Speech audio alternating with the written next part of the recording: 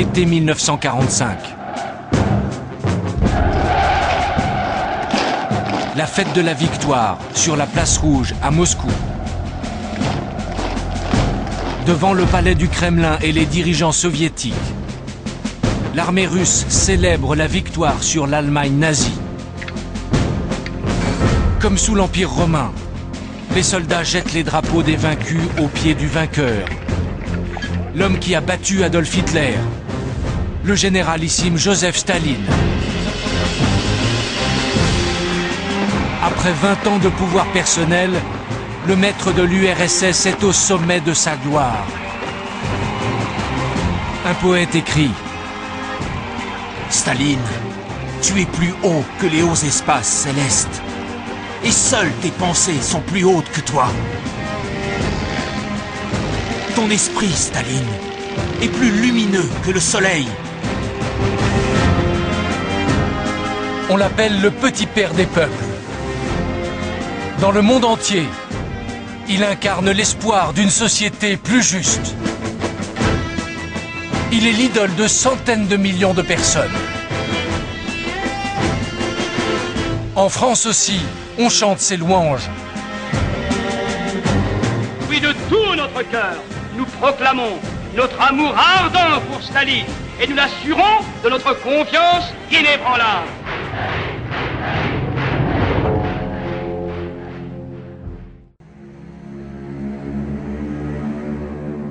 L'année 1924, là où tout commence. Nous sommes dans les environs de Moscou, en plein hiver russe. Lénine, le père de la révolution bolchevique, vient de mourir. C'est l'un des premiers films où apparaît Staline.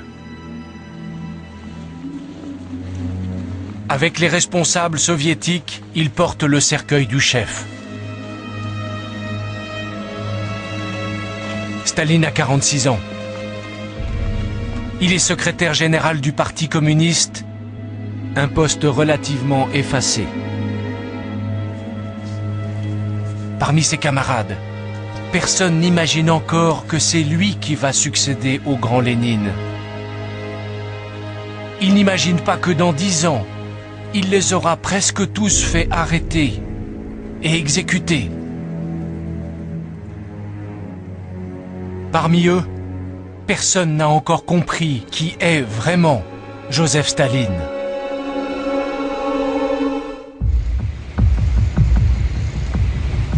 Pour ses camarades, c'est un personnage insignifiant. L'un d'entre eux déclare: Staline est la plus éminente médiocrité de notre parti. Un autre confirme: Nous ne craignons pas Staline. Aussitôt qu'il voudra prendre de grands airs, nous l'éliminerons. Depuis toujours, Staline cache son jeu.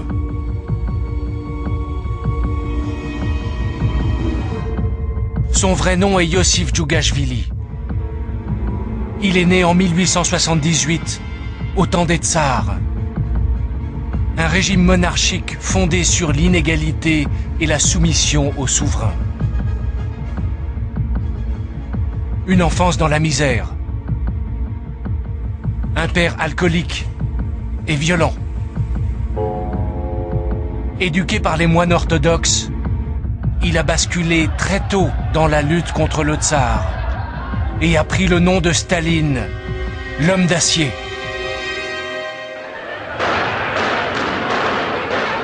En 1917, il a participé avec Lénine à la grande révolution bolchevique qui a renversé le tsar, aboli les privilèges et donné le pouvoir au peuple. Dans l'ombre de Lénine, il n'attend qu'une occasion pour prendre le pouvoir. La mort de Lénine est cette occasion. En 1924, il réussit par des manœuvres dans le parti à écarter le plus haut personnage du moment, Trotsky, avant de l'exiler vers le Kazakhstan.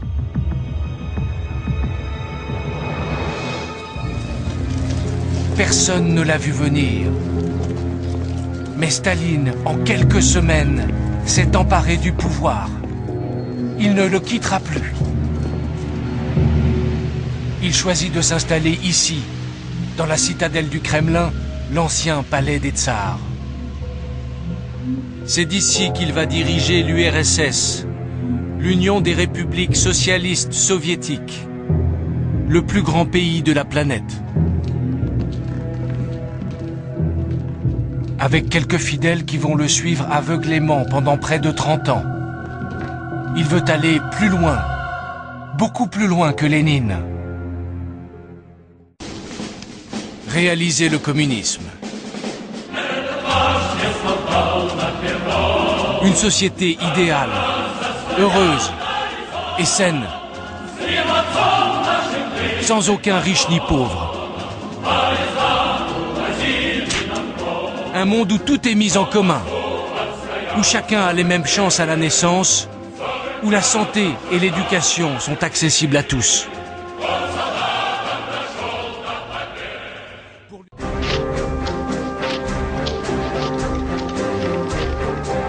Il lance de gigantesques chantiers. Gratte-ciel, métro, chemin de fer, barrages, centrales électriques.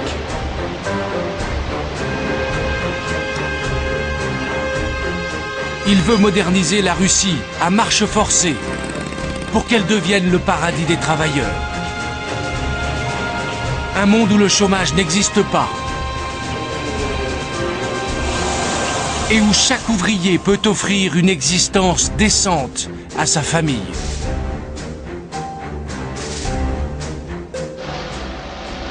Un monde où Staline lui-même occupe la première place.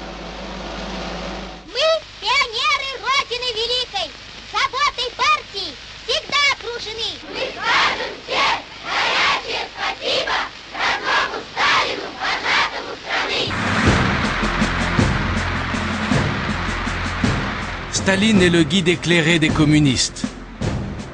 Son portrait est partout. Dans les usines, sur les trains, dans toutes les salles de classe et même dans les salles à manger. Il doit être parfait car il représente la réussite du communisme. Il a lui-même corrigé sa biographie officielle, vendue à des millions d'exemplaires.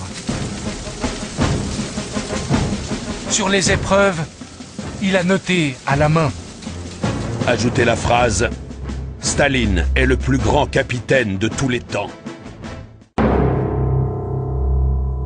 Mais au Kremlin, Staline ne veut rien entendre.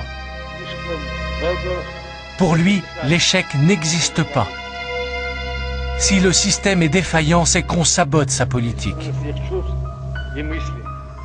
Il cherche des coupables chez les responsables de l'économie, comme le commissaire aux finances, Bryukhanov, qu'il juge incompétent et qu'un collaborateur a dessiné en fâcheuse posture. En marge du dessin, Staline écrit: Pour tous ces péchés, passés et présents, pendez Bryukhanov par les testicules. Si elles tiennent, considérez-le comme acquitté par le tribunal. Si elles lâchent, jetez-le dans la rivière. Staline ne plaisante qu'à moitié. En 1930, il invente une méthode pour désigner officiellement les coupables. Le procès politique.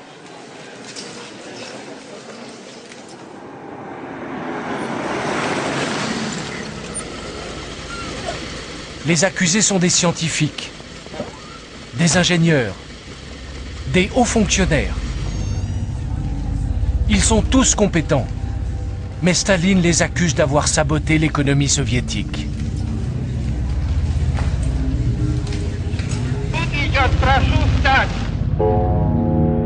Staline lui-même est absent des débats, mais il a nommé comme juge l'un de ses fidèles, Andrei Vyshinsky.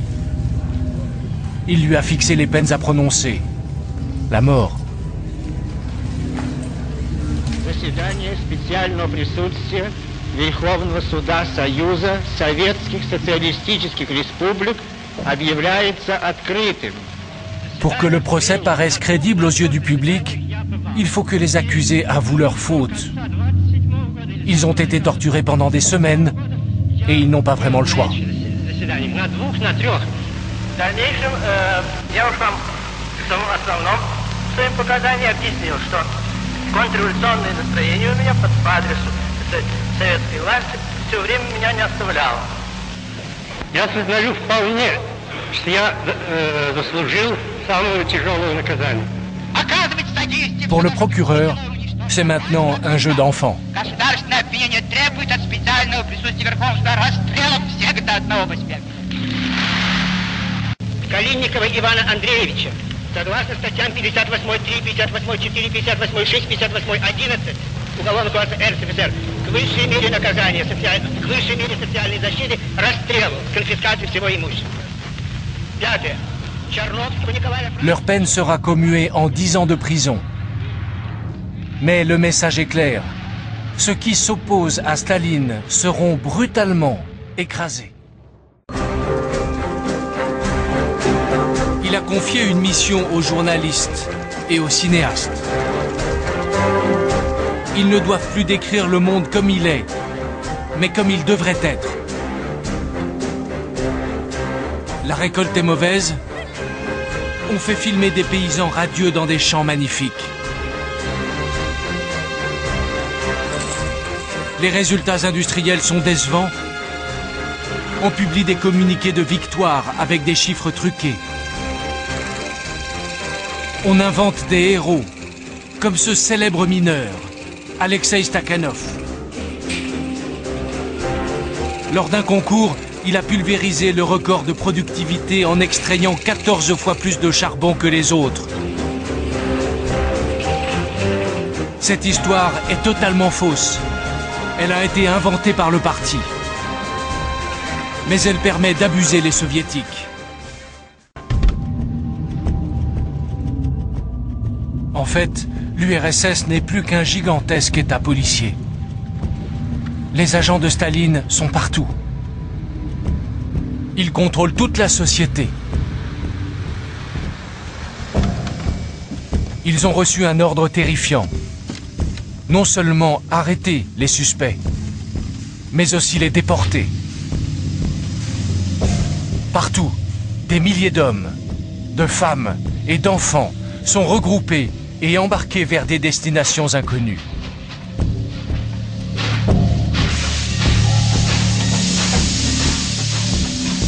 Un enfant se souvient.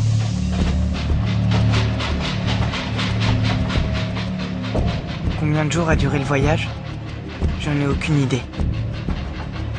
Dans le wagon, 7 personnes sont mortes de faim.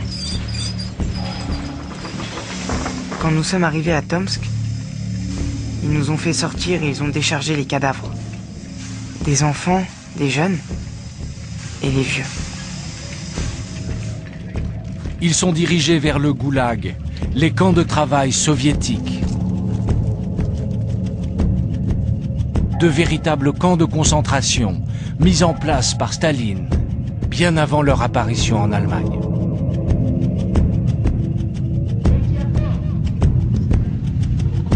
Ce sont tous des ennemis de la Révolution. Du moins, officiellement. En réalité, de simples citoyens. Des notables. Des religieux qui n'ont rien à se reprocher, mais n'entrent pas dans le moule du régime. Ils sont mélangés aux prisonniers de droit commun. Dans le parti, on appelle ça la rééducation par le travail. Et on en est fier.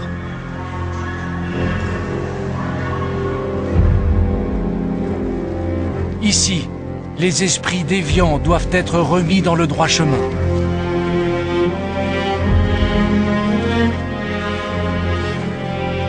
En fait, ces prisonniers sont transformés en esclaves.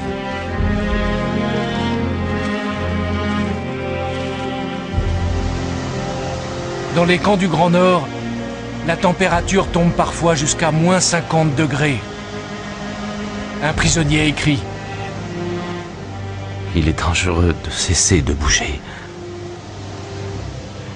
Je n'arrête pas de me pétrir les orteils et de serrer les poings. Le fait de toucher un outil métallique à main nue peut vous arracher la peau.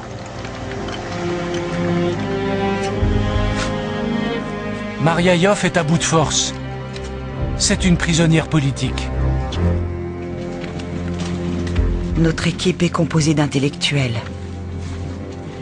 Mais parmi ces épouvantails, qui reconnaîtra les violonistes, les harpistes, les scientifiques? Nous sommes dans un état constant d'hébétude et d'abrutissement.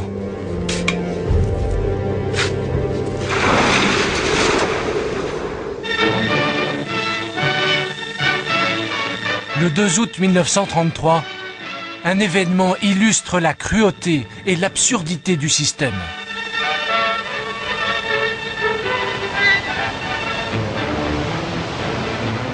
Ce jour-là, on inaugure le canal Staline. 200 km de voies navigables qui relient la mer Blanche à la mer Baltique.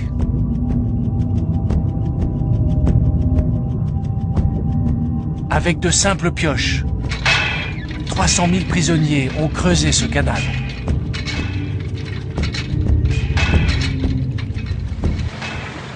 Fait exceptionnel, Staline a choisi de se déplacer.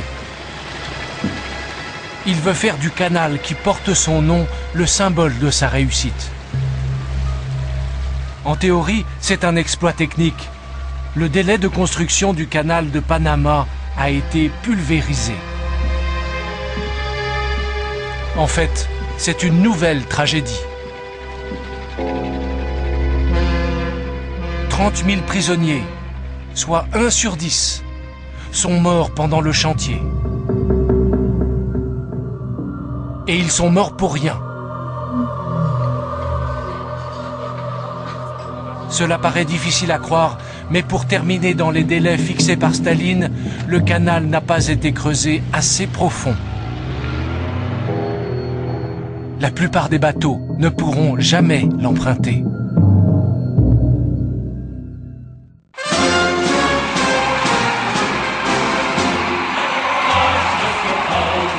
Intoxiqués par la propagande, chaque année, des délégations communistes venues du monde entier et notamment de France viennent saluer à Moscou le petit père des peuples.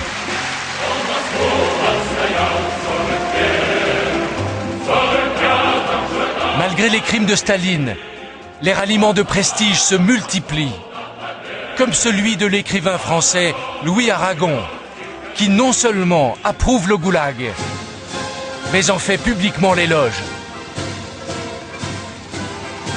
Le prolétariat vient d'entreprendre cette tâche historique, la rééducation de l'homme par l'homme. Nous sommes à un moment de l'histoire de l'humanité qui ressemble au passage du singe à l'homme.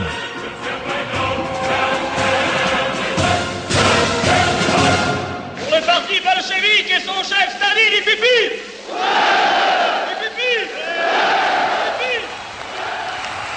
Comment expliquer un tel aveuglement? Au congrès de 1935, à Moscou, le discours de Maurice Thorez, le chef du Parti communiste français, donne l'explication. Staline a rendu leur fierté aux ouvriers. Comprenez, camarades, pendant un moment, il arrivait que les ouvriers communistes ne sachent pas comment répondre dans les usines, ne sachent pas comment se défendre contre tels reproches ou telles accusations. Il était un moment où, en raison du sectarisme desséchant, ils n'avaient pas les moyens de répondre. Il n'y avait plus d'harmonie entre eux et la grande masse des ouvriers. Maintenant, ils sont fiers, ils parlent, ils répondent, ils donnent les arguments. On les considère dans les usines. On dit ceux-là sont les communistes, ceux-là sont ceux qui organisent le Front unique et le Front populaire. Nous sommes sûrs de la victoire, car à la barre de notre navire, est entre les mains fermes du plus grand des pilotes, de notre cher et grand Staline. Aveuglé par son idéal communiste, le Français n'a pas vu, ou n'a pas voulu voir, que Staline a depuis longtemps déjà... Staline éprouve un certain plaisir à martyriser ses proches. Choisir sa victime. Préparer minutieusement le coup. Assouvir une vengeance implacable. Et ensuite aller se coucher. Il n'y a rien de plus doux au monde. En 1938, il s'attaque à son plus proche compagnon de lutte, son cher Boukharine. C'est un ami de 15 ans, mais il a osé le contredire plusieurs fois. À ses yeux, il est devenu un ennemi. Pour préparer la chute de cette grande figure du régime, il lance le rouleau compresseur de la propagande. Dans tout le pays, on conditionne l'opinion. Которое делали наймиты капитала, озверелые псы фашизма, Бухарин, Риков и их компания. Товарищи, факты, которые я приводила, подтверждают те слова товарища Сталина о том, что наша страна окружена со всех сторон врагами, которые хотят разбить нашу родину, хотят поработить наши народы. Смерть этим врагам, смерть этим паразитам. C'est bien la mort qui attend Boukharine. Le 2 mars 1938, dans une salle remplie de membres de la police politique, son procès commence. C'est une formalité. Требует наш народ одного. Раздавите проклятую гадину. Boukharine est dans le box des accusés. Mais il ne reste de lui aucune image. Il n'a pas été jugé assez docile pour être utilisé par la propagande. Il sera fusillé et sa famille déportée.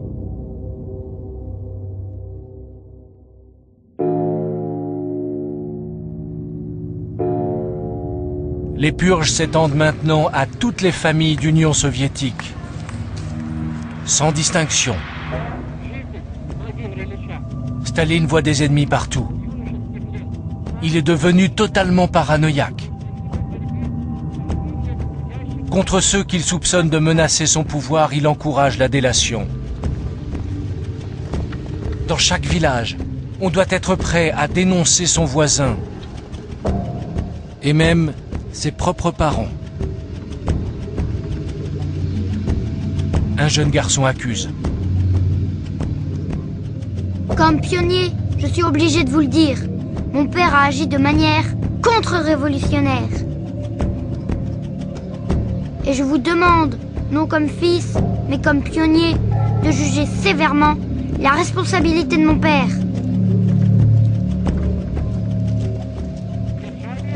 Staline dispose d'un homme de main, Nicolas Yezhov, surnommé le Nabot, parce qu'il ne fait qu'1,54 m. C'est le chef de la police secrète.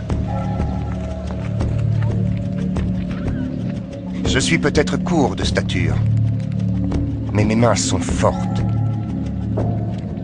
Ce sont les mains de Staline. Nous lançons une attaque de grande ampleur contre l'ennemi.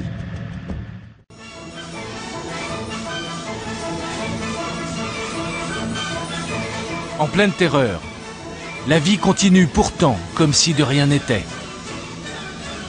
Au théâtre du Bolchoï, on joue le Lac des Cygnes de Tchaïkovski. C'est le ballet préféré de Staline. Il ne rate jamais une représentation. Il les a peu à peu remplacés par une nouvelle génération de militants qui lui doivent tout. C'est la nomenclatura. Les hommes nouveaux dont rêvait Staline et sur lesquels il peut compter.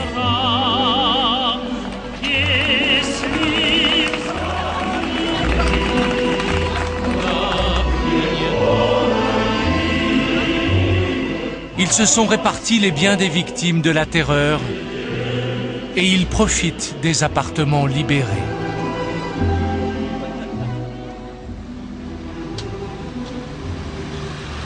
Le 17 mars 1938, 4 jours après la fin du procès Boukharine, nombreux sont ceux qui se rendent en famille à l'aérodrome de Moscou.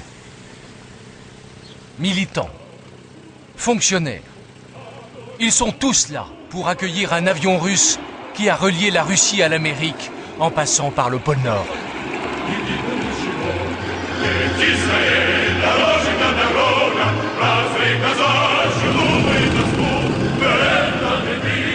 L'accueil du pilote Chkalov, ici au centre, est un événement. Staline a décidé de faire de lui un nouveau héros soviétique.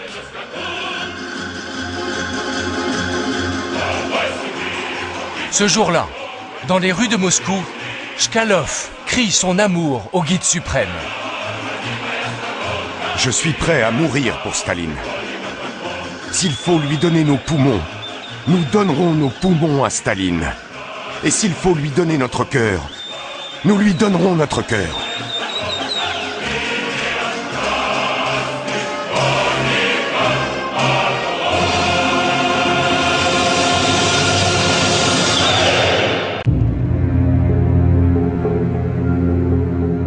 Staline finit par réaliser la menace.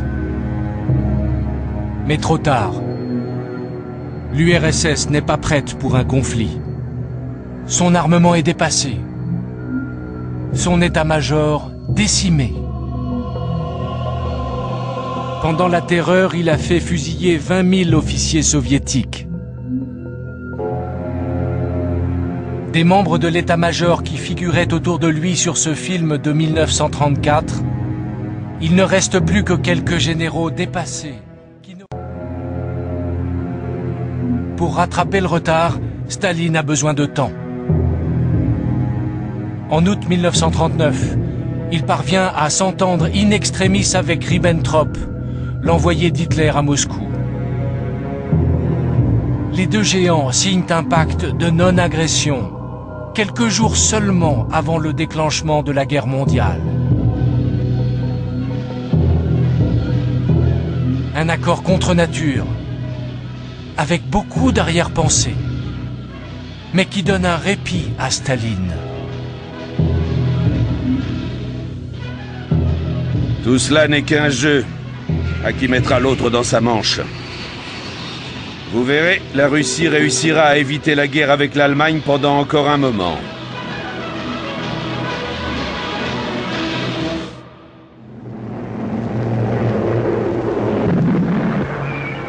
Une semaine plus tard, 1er septembre 1939. L'armée allemande attaque la Pologne. C'est le début de la Seconde Guerre mondiale.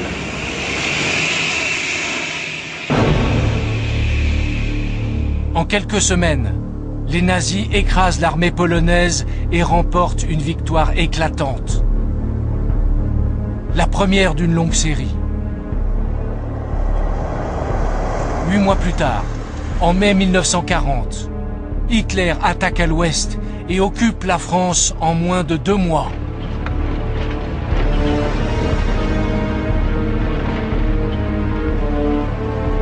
Dans la moitié de l'Europe, il fait appliquer sa loi.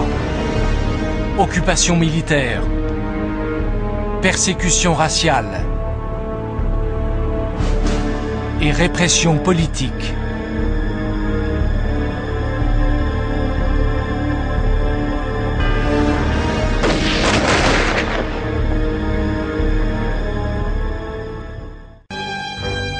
À l'hiver 1941, il se croit encore à l'abri d'un conflit avec l'Allemagne. Mais cette fois, il se trompe.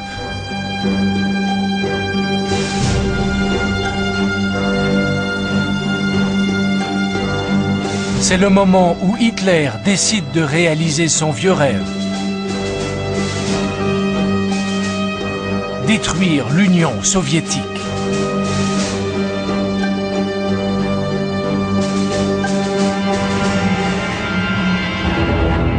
C'est le plan Barbarossa, l'une des plus grandes opérations militaires de l'histoire. Hitler prévoit de submerger l'armée soviétique et d'atteindre Moscou en quelques semaines seulement.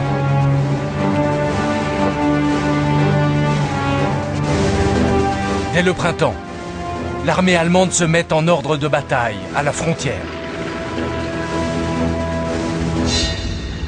Sur place, des généraux soviétiques observent les mouvements de troupes. Ils donnent l'alerte et demandent l'autorisation de déployer des soldats.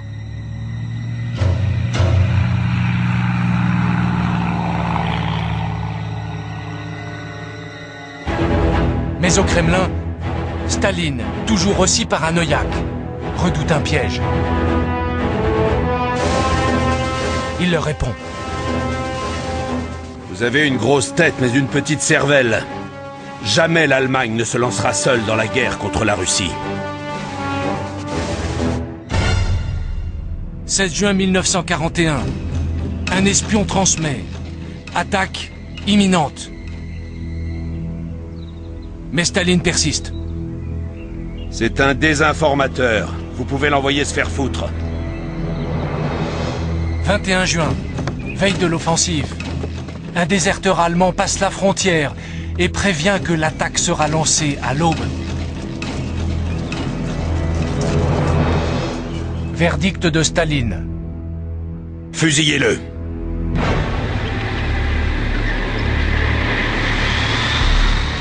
« 22 juin 1941, l'invasion commence. «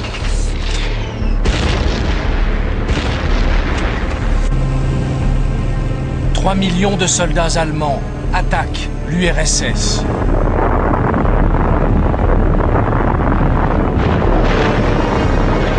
Dès les premières heures, ils détruisent 1 millier d'avions au sol.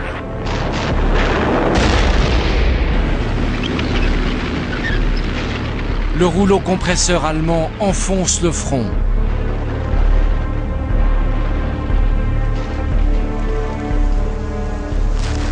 Dans un village, une femme est prise au piège.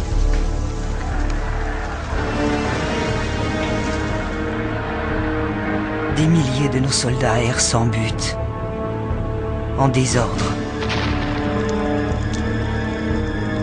Nos dirigeants s'en vont. On nous abandonne à la mort. Symbole de la déroute, le fils aîné de Staline, Yakov, est fait prisonnier alors qu'il s'enfuit déguisé en paysan.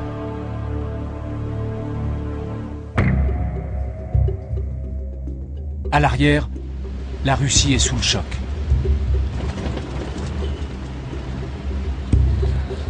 Pour tenter de comprendre, la population se rue sur les journaux. Tous attendent la réaction de Staline, mais elle ne vient pas. Les moscovites, comme le jeune Guéna, essayent d'en savoir plus. On est rivés à la radio. On attend le discours de Staline. On a besoin d'entendre sa voix. Mais il reste muet. C'est Molotov, son adjoint, qui parle. Tout le monde écoute. On nous dit que c'est la guerre. Mais où est Staline ? Staline est retranché derrière les murs du Kremlin. Il est anéanti. Tout est perdu. Lénine avait fondé notre État, et nous avons tout foutu en l'air. Il nous avait laissé un héritage fantastique. Et on l'a bousillé. Par ses erreurs répétées, Staline est personnellement responsable du désastre. Mais il ne veut pas l'admettre. Comme à son habitude, il cherche des coupables. Ces milliers de soldats qui se rendent sont considérés comme des traîtres. Leurs familles seront déportées. Contre les déserteurs, il envoie sur le front des unités spéciales chargées de surveiller les soldats et il leur donne des ordres explicites.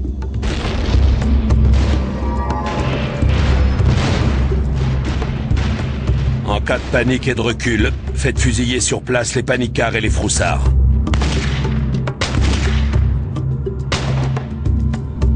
En quelques semaines, Staline enchaîne les mauvaises décisions. En Ukraine, il interdit à ses généraux d'évacuer la ville de Kiev. Résultat, 5 jours plus tard, les nazis capturent 500 000 soldats.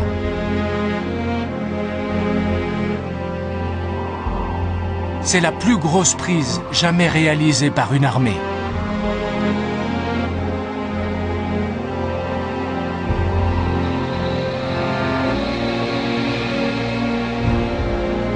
En octobre 1941, 4 mois après le début de l'offensive Barbarossa, Hitler a presque gagné son pari.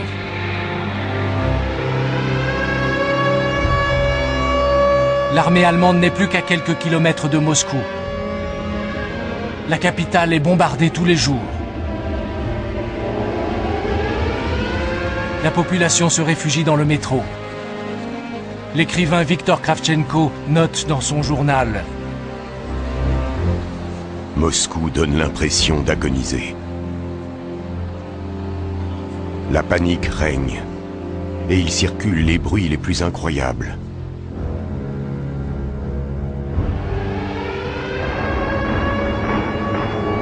Certains disent qu'un coup d'État a éclaté au Kremlin, et qu'on a arrêté Staline.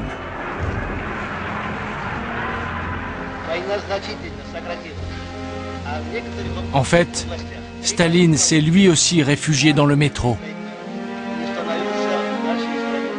C'est ici, alors que tous ses fidèles le pressent d'évacuer la capitale, qu'il prend une décision qui va tout changer.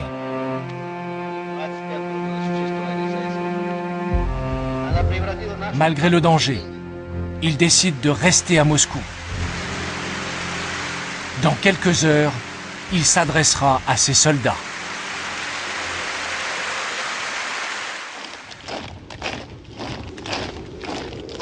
« 7 novembre, 8 heures du matin. Des régiments rejoignent la place rouge, en pleine tempête de neige, à l'appel de Staline.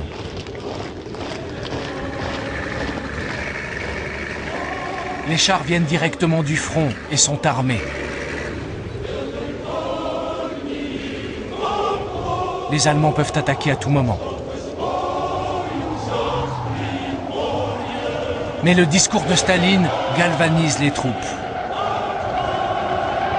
Партизаны и партизанки, на вас смотрит весь мир, как на силу способны уничтожить разбойничьи орды немецких захватчиков. Смерть немецким оккупантам!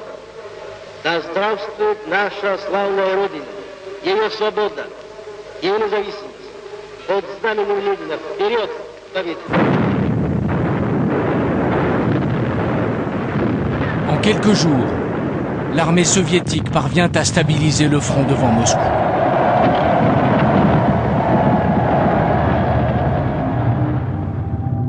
Mais ce n'est que 10 mois plus tard, à l'été 1942, que va se jouer l'une des plus grandes batailles du siècle.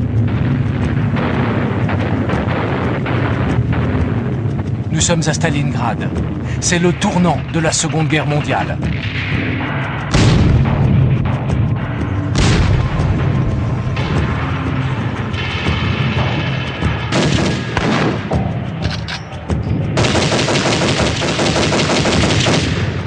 Les Allemands, qui n'ont pas réussi à faire tomber Moscou, veulent conquérir ce point de passage vers le pétrole de la mer Caspienne.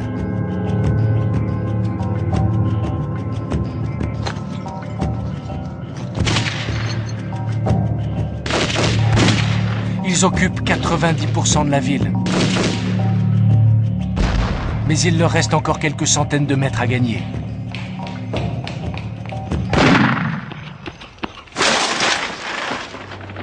En face, les Soviétiques leur opposent une résistance acharnée. Le mitrailleur russe Andrei Koziaïnov est l'un d'entre eux. On entend les pas et le souffle. Des soldats allemands. Je ne peux pas les voir à cause de la fumée. On tire au jugé. À l'oreille.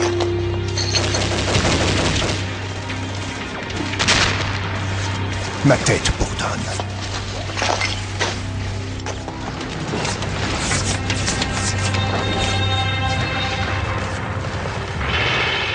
Au total, 2 millions d'hommes vont mourir à Stalingrad. Pour la première fois depuis le début de la guerre, Staline sagement a décidé de ne pas intervenir lui-même et de laisser faire son chef d'état-major, le général Zhukov. Zhukov a un plan de bataille. Il veut prendre au piège les Allemands dans la ville qu'ils viennent de conquérir.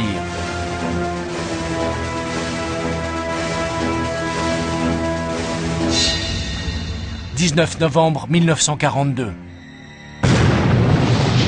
7 heures du matin.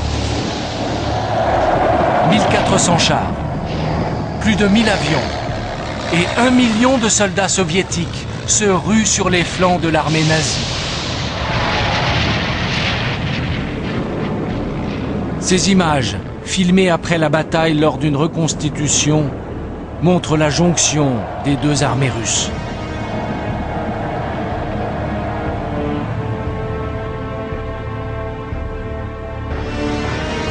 Quelques semaines plus tard, 300 000 soldats allemands encerclés, mal équipés et affamés finissent par se rendre avec leur chef, le maréchal von Paulus. C'est la première fois qu'un maréchal nazi est capturé vivant.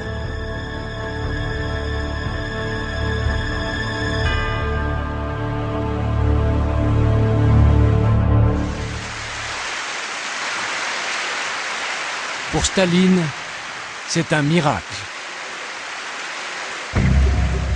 Aux yeux du monde, c'est lui qui, le premier, a fait plier Adolf Hitler.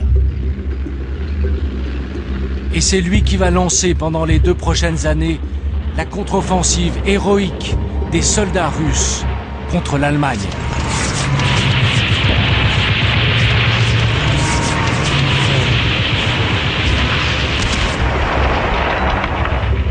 Malgré ses crimes, malgré son pacte en 1939 avec Hitler, Staline est devenu incontournable.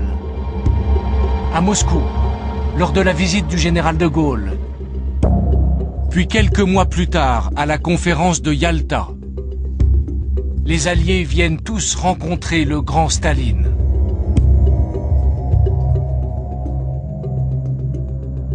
Le Britannique Churchill porte un toast. La vie de Staline est ce qu'il y a de plus précieux pour chacun d'entre nous.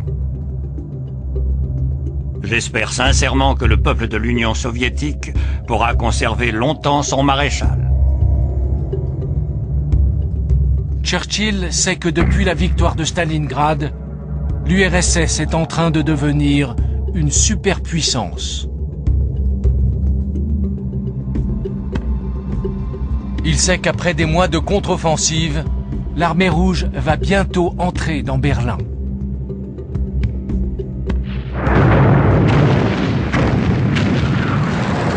Nous sommes au printemps 1945. Ces armes terrifiantes, les orgues de Staline, pilonnent la capitale allemande.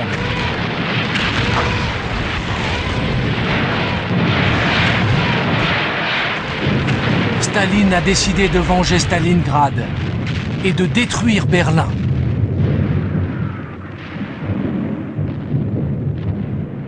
Devant une telle puissance de feu, l'Allemagne finit par capituler le 8 mai 1945.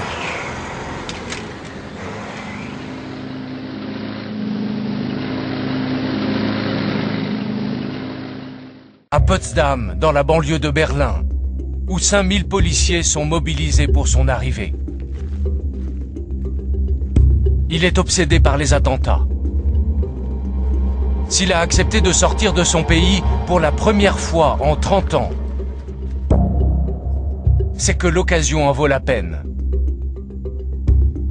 Il a rendez-vous autour de la table de négociation avec ses alliés américains et britanniques.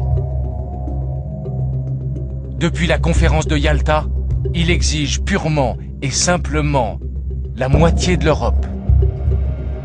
C'est-à-dire tous les pays que son armée a libérés pendant la guerre. L'exigence de Staline est acceptée par les Alliés. La domination soviétique de l'Europe de l'Est peut commencer. Elle va durer près d'un demi-siècle.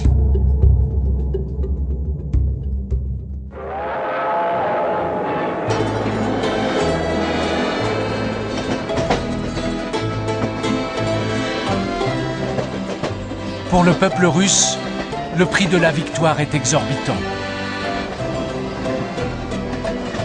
Le conflit a anéanti 70 000 villages et tué 26 millions de personnes.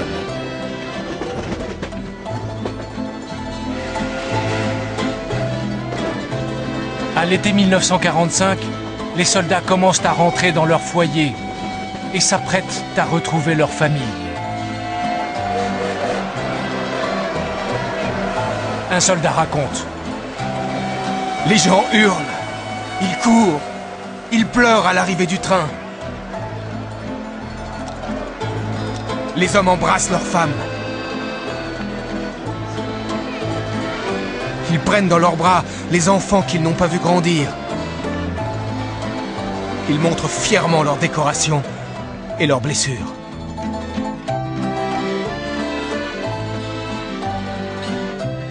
Après tant de souffrances, tous aspirent à la tranquillité. Pour eux, les crimes de Staline ne sont plus que de vieux souvenirs. Ils ont tort.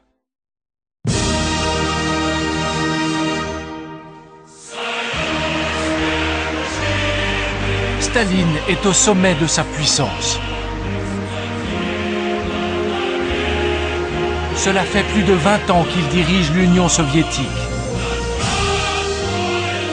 Pour la victoire, on lui a préparé un spectacle grandiose, avec des milliers de figurants.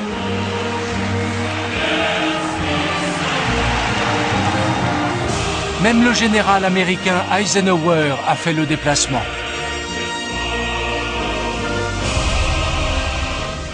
Pourtant, Staline a l'air absent. Sa santé est fragile. Il a des trous de mémoire. Il a fait plusieurs attaques cardiaques. Surtout, c'est un homme seul.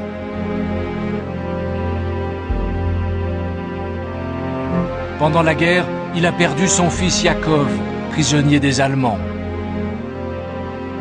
On raconte que Yakov a cherché à s'échapper en franchissant des barbelés.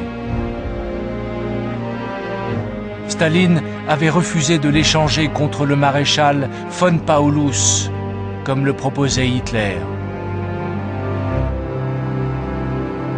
Si j'avais échangé Yakov, qu'auraient dit les millions de pères de famille du parti dont les enfants étaient eux aussi prisonniers? Si j'avais fait ça, j'aurais cessé d'être Staline. Sa vie privée est un désastre. Il ne voit presque plus son deuxième fils, l'aviateur Vassili, qui est devenu alcoolique et qui continue pourtant de survoler la place rouge aux commandes de son avion.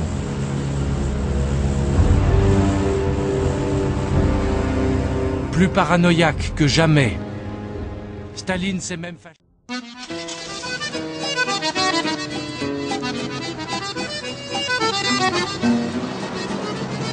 En France, les communistes qui se sont battus contre les nazis pendant la guerre continuent de vénérer Staline.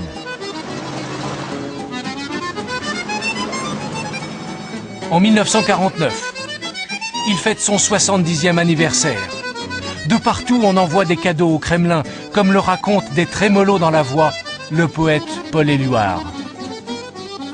Dans ce petit atelier de Belleville, les ouvriers ont passé 300 heures à fabriquer avec application un cadeau pour Staline. Leur cadeau, un tour miniature. Malgré l'évidence, l'horreur du système stalinien continue d'être passée sous silence.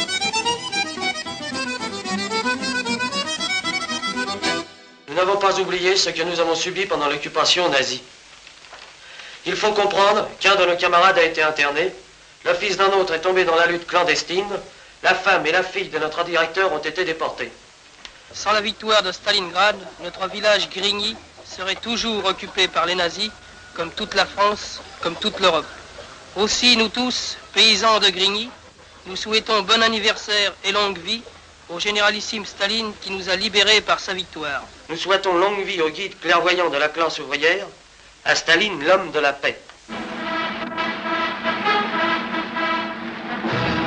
Pour son anniversaire, l'homme de la paix a convoqué à Moscou le gratin communiste international, notamment le chinois Mao Tse-tung. Mais c'est une petite fille de 12 ans qui tient la vedette. Elle s'appelle Natalia. C'est la fille de Poskrebitchev, le secrétaire de Staline. Elle a obtenu l'immense honneur de lire un poème au guide suprême.